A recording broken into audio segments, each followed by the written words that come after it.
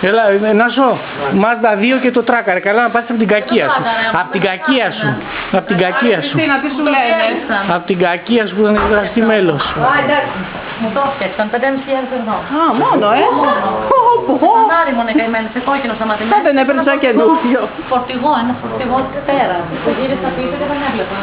Πώς κάνει το σύνολο κανονικά το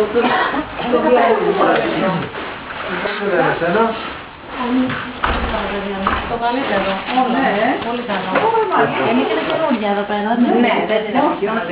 Δεν ξέρω εμείς στα 22 παιδάκια. Όχι, στα 19 είναι. 19. Πόσο είναι? Δεν έχει κρίση.